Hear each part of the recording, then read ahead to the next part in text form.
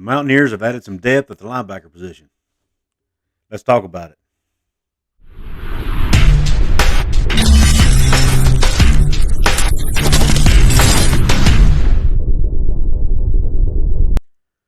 What is up, college sports fans and fellow members of Mountaineer Nation? This is Couz, and welcome to yet another edition of Couz's Corner. So come on in, make yourself at home. Let me pour you out a shot of top shelf college football content. Neil Brown and his staff have done what they said they were going to do. They went into the transfer portal and picked up a linebacker to fill a need. This linebacker's name, Jasir Cox. He's a 6'1", 209-pound linebacker from Kansas City, Missouri, transferring in from North Dakota State. The FCS juggernaut, North Dakota State, have won 9 out of the last 11 national championships. So they're bringing in a guy who knows what it takes to win, who knows what it takes to win championships. North Dakota State is not just, like I said, they're not just any FCS team. They're the FCS team. They're the dynasty, an FCS dynasty, more dominant than even Alabama has been at the FBS level. They're actually better than a lot of FBS teams out there right now. So I feel like this is a quality pickup for the Mountaineers. Cox is listed on the roster as an outside linebacker now. West Virginia already has him listed on the roster as part of the 22 class. He has 1 year of eligibility remaining. Some of his stats and achievements in 2021, he was third on the team in tackles with 58 of them. He also included 3 tackles for loss, 1.5 sacks, and also intercepted 3 passes. He was also third on the team in tackles in 2020. In 2021, he was named All-Missouri Valley Conference second team. In his freshman year in 2018, he led the Missouri Valley Conference in punt return yards with 15.6 yards per return, which I find very interesting that a linebacker is fast enough and good enough to return punts. That tells you about his athletic ability. And West Virginia, we all know, had a need at linebacker this year. They lost Josh Anderson-Smito to the transfer portal. They lost Vandarius Cowan from that bandit position to the portal as well. And right now, if you look at their roster, not counting the 2 incoming freshmen they have, which is Raleigh Collins and Travius Lathan, they only have 6 linebackers listed on the depth chart. Of the scholarship linebackers, you had Lee Kapogba, who's already on campus. He's transferring in from JUCO, expected to be the starting middle linebacker.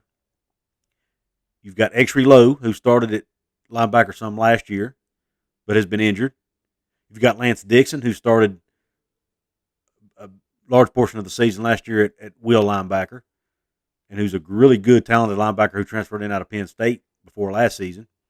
Jairo Faveras from the Netherlands, who's listed at the linebacker spot but has yet to play a whole lot. So they do need depth at that position. And I think my gut feeling is that they've brought Cox in to play the bandit position. Reason I think that, number one, they do have him listed as an outside linebacker on the depth chart.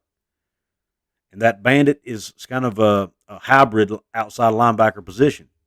It's kind of a DN outside linebacker hybrid.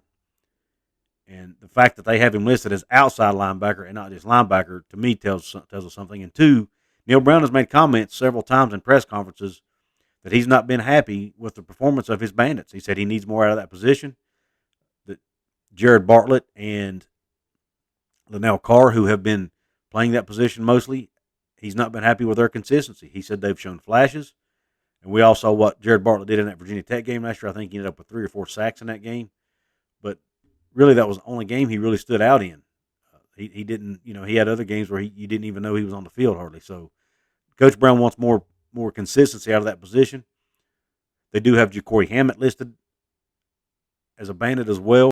Cox is kind of small compared to Carr and Bartlett, but not that much smaller. He's 209, so he's only a few pounds lighter than those guys. I think they're in the between 210 and 220 range. So he might be able to play the spot. I'm sure. So I really think this is a good pickup for the Mountaineers. They needed an extra linebacker in that room. It's a position of need, and I'm really happy they went out and got somebody. They've still got 5 or 6 spots left that they can add people out of the portal. So I'll be interested to see what they do with those positions. I don't expect them to add any more linebackers necessarily, but I expect they'll fill some other positions of need.